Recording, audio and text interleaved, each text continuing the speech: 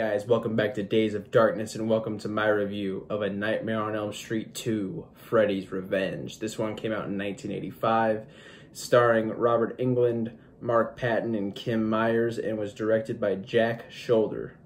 Now, Nightmare on Elm Street 2 is always a weird one for fans, and I'm not sure why. To me, personally, flaws included, because trust me, much like the first installment, this one, I have problems with it, and we'll get into that. But the thing that people always bring up, and we'll just put it right here, because to me, I don't really see it as a big fucking deal, it's gay. This movie's gay as hell. It is a very, very, it's in the undertone of the movie, but it is very, very homoerotic at times. And to me, especially for fucking 1985, holy shit. Lots of man-ass, lots of, you know, just the sexualization of men, which I think is actually rather refreshing, but it's gay, dude. That's it. But yeah, man. Anyways, besides that, what we have here is a very fun but flawed slasher. A lot of the problems with part one, I feel, are amplified here. Just, you know, the rules aren't very clear. What are Freddy's powers? What is he capable of doing and not doing? And a lot of the continuity as far as those rules from part one are just completely, not ignored, but I mean, one aspect of it, yeah, it's just completely fucking ignored. But, you know, this movie had a pretty tough job of trying to live up to one of the most legendary horror films of all time. And to me, I think it does a fine job. I do not hate this movie. I do not dislike this movie. There's a lot of charm to be had here, especially with Mark Patton's performance. We'll get into a little of that later, but this dude does a fucking phenomenal job. And it is such a fucking shame that this movie was bashed for being gay, that he didn't pursue a bigger career for himself, because I think Mark Patton is absolutely phenomenal in this. Especially when you look at the standard for 80s horror acting. This dude does a fucking great job, man. And I'm not, because I'm not talking about, like, oh, he's great for, like, an 80s slasher character. He's a good fucking actor. This dude can act his ass off. And I really, really wish we would have been able to see him in more, maybe a return appearance for the Nightmare franchise, but people are fucking assholes, man, and it sucks. But anyways, I am very, very fond of this one. It's nowhere near my favorite, but there's a lot of fun to be had here. Freddy's performance, Robert Englund's performance, I should say, as usual, fucking great. I think we're in that in-between stage where he's not super fucking jokey at this stage. He has a couple quips here and there, but for the most part, he is fucking terrifying, and he does such a good job. For me, personally, Scary Freddy I like more than jokey, funny Freddy. As fun as that stuff is, part 1 and 2, he is fucking scary. Like, he is easily, along with the performance from Mark Patton and some of the amazing dialogue in this, he is absolutely fantastic as usual. I won't really get into the story, obviously, because it's, you know, spoiler-free section here, but the story itself, kind of weird. Especially when you look at this franchise as a whole. Just, you know, they tried something different. Not really my cup of tea. But for what it was, I really, really like it. You know, I hadn't seen this one in a very, very long time. And getting to see it here with at least somewhat fresh eyes, coming straight off of the original pretty much, I enjoyed myself. I would absolutely give this one a watch. Don't buy into the fucking, oh, it's gay, and oh, blah, blah, blah. Like, first of all, it's highly exaggerated, as usual. But, I think this is an absolutely fun fucking horror movie, man. And I think everyone should go check it out. But anyways, man, there's really not a whole lot else I can say without getting into some spoilers. So let's go ahead and let's spoil the shit out of this motherfucker.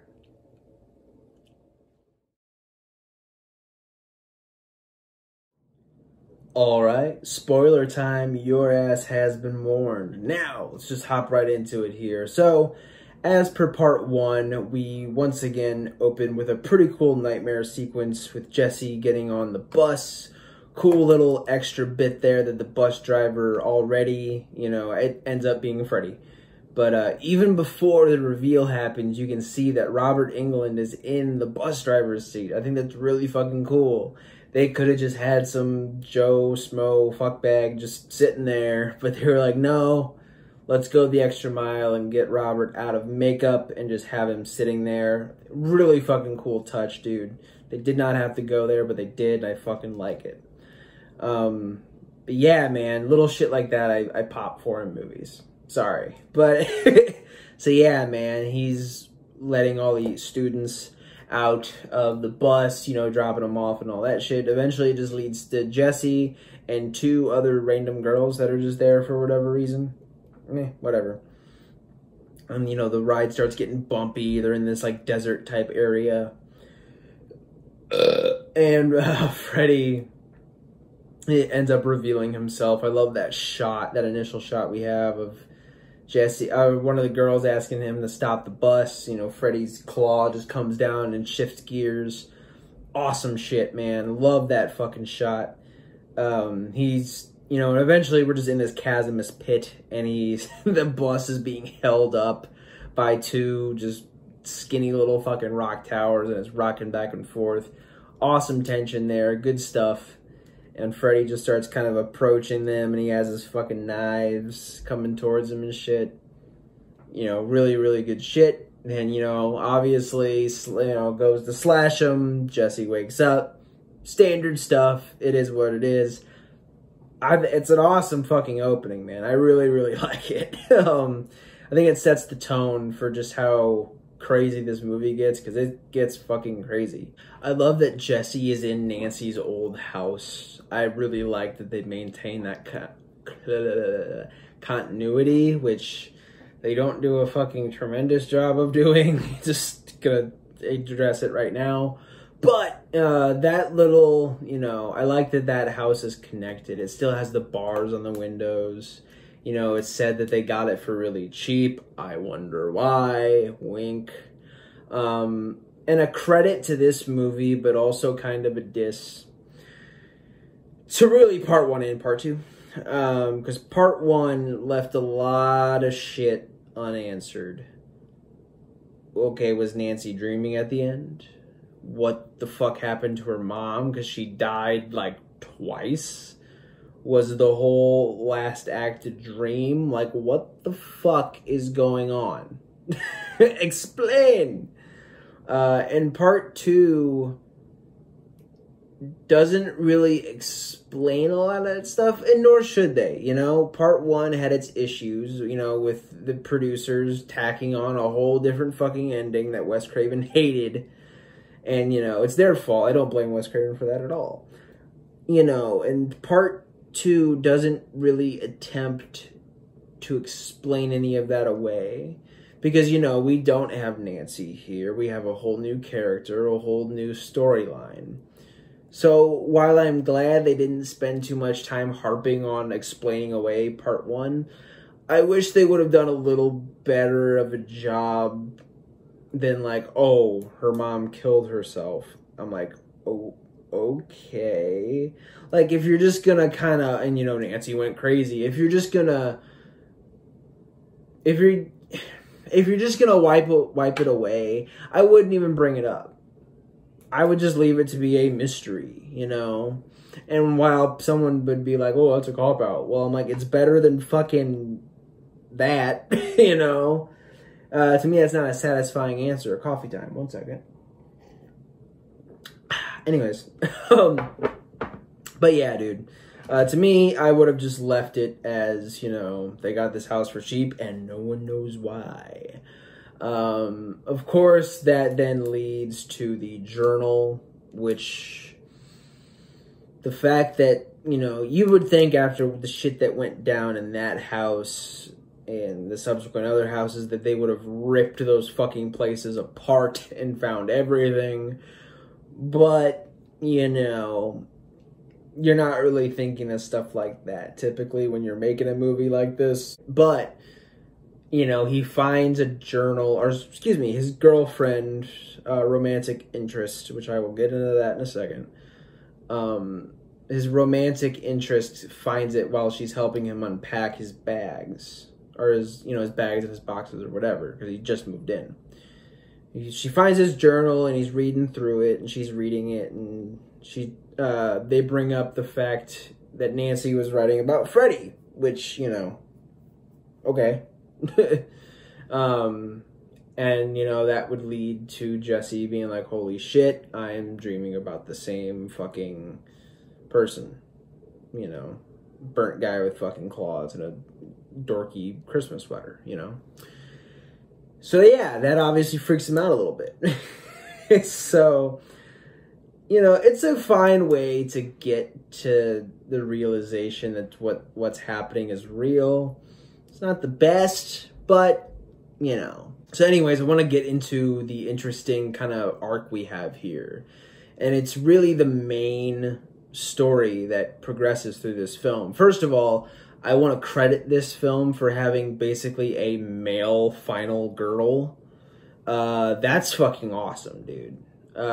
Mark Patton, as I've said before, besides Robert Englund, who's obviously does a fucking amazing job as Freddy, as always, Mark Patton is fucking great.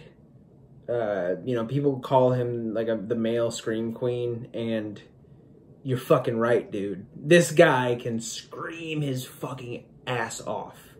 And not only that, he can act his fucking ass off too, man.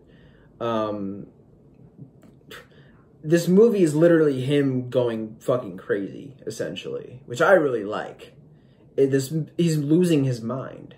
And he does such a good job of just slowly showing that anguish more and more and more.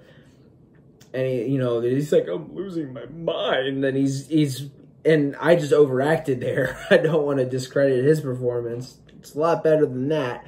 But you get it, man. Like, the dude is fucking great. You know, people come to expect cheesy acting in 80s horror films, and, you know, rightfully so, just because of all what we got back then. But this dude was fucking awesome. And I can't put him over enough, dude. Mark Patton.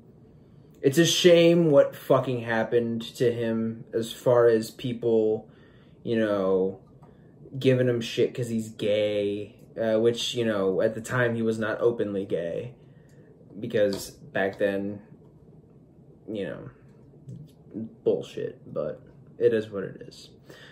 And yeah, man, people, like, were just so fucking mean to him, dude. And just the reviews of this movie were so bad, and like, oh, it's so gay, and all this shit. And it's like, it fucking, you know, I was watching a little bit of that Nightmare 2 documentary on Shudder, and it's like, it fucking broke him a little bit, man. Like, he was fucking hurt by it, you know, and he didn't really, you know, he was in other stuff, but he didn't pursue. It really damaged his career, which is a fucking shame, because he is such a good actor. And, you know, he's still alive, he's still kicking. Man, I don't know if you'll ever see this, or anyone who knows him. I would really, really fucking like to see him in something again, because he does fucking awesome, man. He does great. He's easily, as far as, you know, performances, him and Robert Englund, they fucking smoke it, dude. Like, those two, that chemistry between those two and those scenes, fuck, man, give me that any day. I fucking really like it. But anyways, so, like I said, it's him descending into madness, because essentially Freddy is using him as a vessel. You know, he constantly, anytime he dreams about him, he's not attempting to kill him. Like, he never attempts to kill Jesse in this movie. It is always, you know, and then obviously what he really ends up wanting to do is revealed, which would, you know, lead to Jesse not being alive. But he never tries to just straight up slash and kill him. It is always him psychologically psychologically fucking with him. And, you know, he tries to give him his glove, and he's like, kill for me, Jesse, and all this shit. And one of the best, easily the best fucking... It's hard to say what the best scene of this movie is, because there's a couple really good ones, but to me, you know, him just taking his hat off, he's like, you got the body, and I've got the brains, and he fucking slashes his skull open and reveals his brain, and you're like, fuck. And of course, we get that awesome Mark Patton scream. That right there is representative of their chemistry, dude. Awesome shit, man. But yeah, so that happens, and, you know, Jesse starts getting influenced by him, and he really starts, like, you know, he puts the glove on, and he goes up above his, you know, up to his sister's room, and is standing over her with the glove, and thankfully he snaps out of it and doesn't kill his own fucking sister, but, you know, he goes and he kills,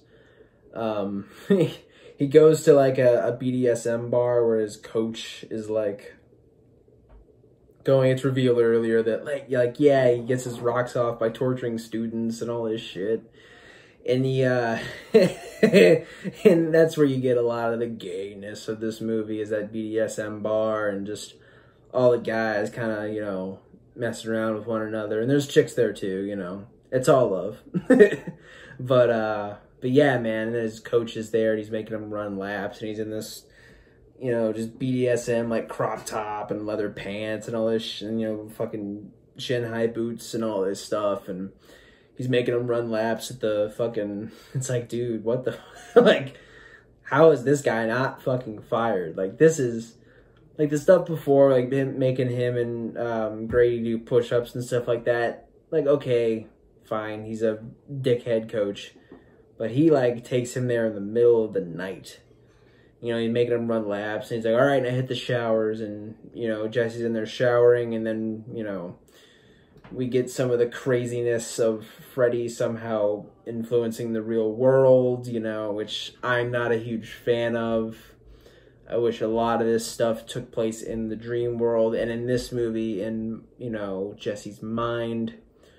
But yeah, man, Freddy ties him up, and, you know, strips him naked. Again, you get your good old man ass there, and eventually Jesse, and he doesn't realize it, but he slashes open, he slashes open the coach's back and fucking kills him. Really cool shit there, man. But yeah, he does that. He ends up killing and easily, like, you know, the body and the brain, and that shit is, like, one of my favorite scenes. This scene as well, when he's in his buddy Grady's room, which we'll talk about, you know, him and Grady, and what some people theorize and all that shit, and yada, yada, yada. But anyways, for right now, he's in his friend Grady's room, and he, you know, he's like, oh god, it's happening again, because Freddy will, like, start to influence him more, and he can, like, feel when his power is, like, overtaking him, and he's trying to tell him to get the fuck out of there, and we get this awesome shot of, you know, keep wanting to call him Mark Patton. Jesse is screaming, and then you get that, you know, shot inside the mouth, and it's Freddy's eyeball, like, looking around and shit like that. Awesome, man. And then eventually he's up against the wall. Really fucking gnarly practical effects, which you eventually learn is happening all in Jesse's mind, but it still is really cool. Freddy just, and it's kind of a callback to part one, where he's, like, coming through the wall. This time he's, like, stretching himself out through Jesse's skin, and Jesse essentially slashes his own body open. Freddy pops out of him, and you just see fucking half of Jesse fall to the ground, and Freddy just rise up. It's so fucking cool, man. And then obviously Grady gets killed there, which is eventually revealed that none of that shit with Freddy popping out of him ever happened, and Jesse just killed his friend, which you're like, fuck, dude. It's gnarly shit. And yeah, there's plenty of other cool scenes in the movie. Again, not gonna run through it all. I want you guys to see it. But probably the biggest standout scene I really, really want to talk about is the whole party. So we have a bunch of kids, you know, and when their parents go to bed, obviously they start drinking and yada, yada, yada. You know, them damn teenagers, I'm telling you, man. As if I wasn't one, like, 8 years ago now, I think. I don't know. I'm getting old. Anyways, so, man, you know, cool shit there, obviously. 80s teen party scenes are always fun. But yeah, man, you get Jesse's obviously freaking out, and it's it's Lisa's party, and he's like freaking out. I'm ruining your party. I'm going insane. And, you know, they start going at it, man. They start, you know, fucking around, and all of a sudden, this is a little thing I wanted to talk about. You know, she's like, just gonna put it out there, man. She's down to fuck. Like, she's like, and he's reciprocating, man. He's like doing his best. He's, you know, kissing on her, you know, fucking titties and all that shit. And all of a sudden he's like, I gotta go. And he just leaves and then just runs straight to Grady's house. It's all good, man. Love who you love, brother. But, you know, don't lead poor Lisa on, dude. Come on, man. But anyways, I'm mostly joking. But, you know, it stands out for sure. Especially with this being the gay Nightmare on Elm Street. But nonetheless, he runs over to Grady's house, and, you know, all the shit happens with him. He ends up killing him. And, so, he gets back. He's covered in fucking blood, obviously. And yeah, man, then we get this scene where basically Freddy just completely envelops Jesse, and just Jesse becomes Freddy Krueger. And at first, I hadn't seen this movie in a long time. And so at first I was like, okay, is this supposed to be like what Jesse is seeing and thinking? Because, you know, we hear like Lisa go like, oh, I know you're still in there, Jesse. I know you're still in there, and yada, yada, yada. You know, one of the kids out at the pool is saying like, you know, hey man, just calm down, which is the stupidest thing. Like, if you see someone slaughtering your fucking classmates or your peers or whoever, you might not just want to slowly approach them and say, hey man, take it easy. But anyways, so at first I was like, okay, is this supposed to be like what Jesse thinks people are seeing? But it's not, because Freddy is like, Freddy's there, man. And at the end, at the power plant and all that shit, it's pretty obvious, you know, when Freddy ends up dying and Jesse kind of cracks out of that cocoon. Like, people were legit seeing Freddy, which first of all makes that one guy being like, hey man, calm down, way more stupid already. Like, this dude's burnt to a fucking crisp, has fucking claws on his hand, and, you know, and is wearing that god-awful Christmas sweater. And you're just gonna be like, hey man, take it easy. Fuck off, dude. I'm glad you got thrown into a barbecue pit, you idiot. But yeah, man, and that would lead me to another big problem. So in part one, where Freddy is taken out of the dream world into reality, okay, his powers now are severely, severely limited, like to a pretty drastic degree. And in this one, first of all, he wants to come into the real world now, which, what the fuck? Again, like I said, that doesn't really line up with his motives from part one, but whatever. Maybe he's found some way to, I don't fucking know, you know, and you don't know because it's never explained to you why he wants to come into the real world. He just does. So, comes into the real world. He has now completely taken Jesse's body over. He has now assumed the appearance of Freddy Krueger. It's Freddy Krueger. And he ends up using a bunch of powers. You know, like the gates are electrified and people can't get out, and he's making fire just shoot up into the sky and just all this crazy shit, and it just does not line up at all. which is my big problem with the movie, is it just does not give a shit about lining up the character of Freddy Krueger. You know, his motives are completely in the different direction. It's a fun movie. I enjoy the movie for what it is. I'm not like saying, oh, this movie's dog shit or anything like that, because it's not. It doesn't line up with the Freddy Krueger character to me. It completely betrays it, honestly, in that respect. You know, but whatever. So, you know, all of that happens. We get the awesome line, which admittedly, you know, say what you want. This movie has its problems. It has some cool ass moments, like I said, and you know, him just almost like a deity or something, just reaching his arms out and going, "You're all my children now." Like, fucking great shit, dude. You gotta love it. Robert Englund's incredible. But anyways, so we eventually get to the ending with them going to the, you know, Fred, Jesse running off and going to the power plant where Fred Krueger apparently used to work or whatever. Which, okay, you're in the real world now and you have all these powers. Let's just go to a power plant with nobody there. Okay.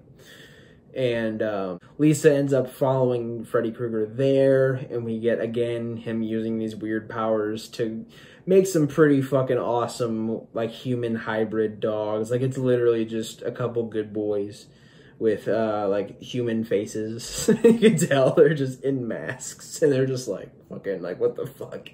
It's pretty funny. But yeah, man, so she gets there. We have a cool little final battle between the two. Nothing really too special. And then Lisa wins with the power of love, I guess, and kisses Freddy Krueger. Which, shit, man, I would have fucking kissed Freddy Krueger for free, dude. Fuck it. Whatever. Like, who would pass an opportunity up like that? But yeah, man, she fucking plants one on him, and it's apparently enough, and his body starts, like, melting and shit, and Jesse busts out of that Freddy Krueger cocoon, and then everything's just fine. We get another pretty shitty ending here, man. Not gonna lie. You know, he killed 2 people. I think it was 2. Yeah, 2. And then, you know, it could be possibly alleged that he killed even more than that.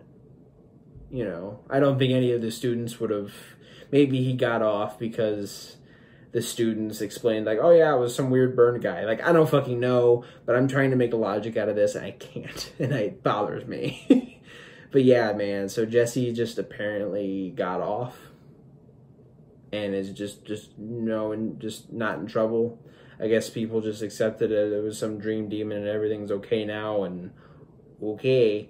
And then we get a jump scare at the end that doesn't make any fucking sense, of their friend in the backseat just kind of hanging out with him and talking, and all of a sudden Freddy's fucking claw hand just comes right out from the back of her.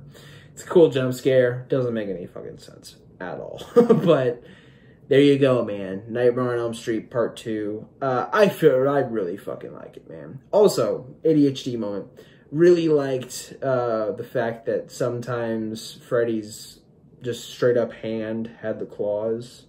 I couldn't tell you exactly which parts, but you know, it was just cool. Anyways, Part 2 is definitely flawed.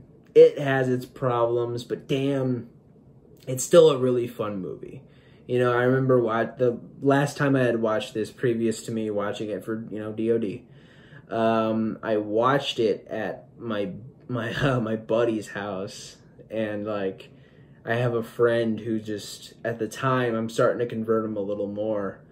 He's pretty much there now, where he's like watching fucking horror movies with his girlfriend, and I'm like, oh, I'm a proud papa, man, I really am. But anyways, nah, man, at the time he did not fucking like horror movies, and he was pissed that we were watching a horror movie, and it was this one, dude, and we all had a lot of fun with it, you know. Flaws be damned. This movie has its problems. It's not my favorite, but I fucking really like it, dude, and pop this one in with your family or your friends or whatever, and just have a good fucking time, because it's a cool movie, man, it really is. But anyways, dude, that'll do for the review. Damn, that'll do for the review portion of the video. But you know what we gotta do? We gotta get into the blood, the guts, and the gory bits. Let's go ahead and get into my kill of the film. Stick around.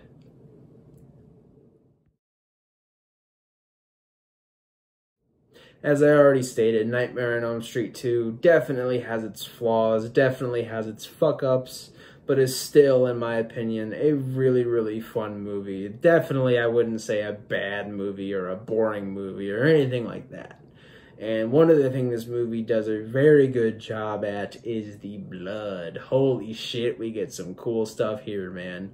A little shout out to, again, just the ending, as stupid as it is, having the arm come through her chest.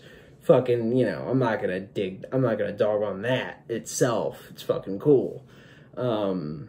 Big shout out, even though it's not technically a kill, big shout out to Freddy literally bursting through Jesse's chest, and you get that awesome slash and him just popping out, and you get to see Jesse's fucking innards just drag across Freddy's shoulders as he drops.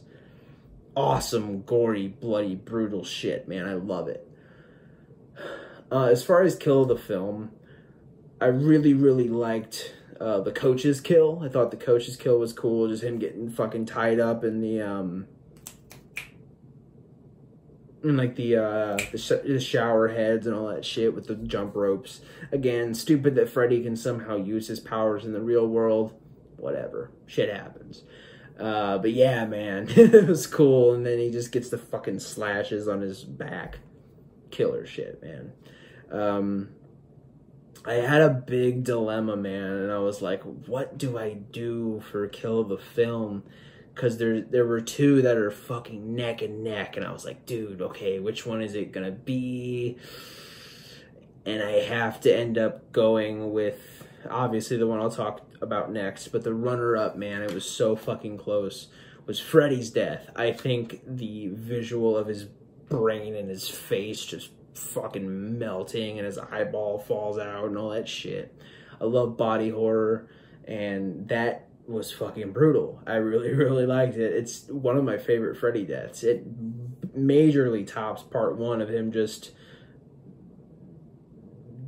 turning into TV static and fading away. So this one way, way, way beat that. But yeah, man, I really liked that. But dude, kill of the film to me has to go to Grady, man. Just sees, you know, I imagine in his mind, through Grady's point of view, we see, well, now that I'm thinking about it, he probably did see Freddy. Or something. I'm not sure, but the movie doesn't really make it too clear. But, you know, from what we get, Freddy just slowly approaches him, and Grady's like, oh, fuck, get away. And he probably just saw Jesse coming towards him with the claws. But what we get is Freddy turning him around, pitting him up against the door, and his parents are knocking on the door trying to get in, and you just see claws, boom, come right through the fucking door, and, you know, subsequently through Grady's back and through the door. But not only that, man, you just get the claws going straight down, and just, he fucking guts this poor kid, man. I'm like, holy shit. Just, and you see it through the door, just the claws cut, just shredding through the door, and blood squirting out of the cracks in the door. And then you get the last little bit of it of him, like, going down Grady's back, and he just slump, you know. And then obviously we get the shot of, you know, the revelation that, oh, it was fucking Jesse again. And, you know, I remember the first time I saw this as a kid, I thought, like, Jesse had died. And I was like, holy fuck. And then you get the reveal that, oh my god, no, it was Jesse who did this. And you're like, this guy fucking has lost it. You know, and again, we get that awesome scream, and what a great kill, man. It's my kill of the film. Well, guys, that'll fucking do it for now. Dude, awesome, awesome, awesome movie. I fucking really like A Nightmare on Elm Street Part 2. Again, has its flaws, has its fuck-ups, is nowhere near my favorite, but damn, still, without a doubt, go check it out. Next time on Days of Darkness, we are going to talk about A Quiet Place. Guys, I am so fucking excited for this. It's gonna be awesome, man, and I can't wait to get into it with you guys. As always, thank you for stopping by the channel. Thank you for showing support. I really, really fucking appreciate it. And yeah, man, take care of each other, keep watching horror, and have a good day.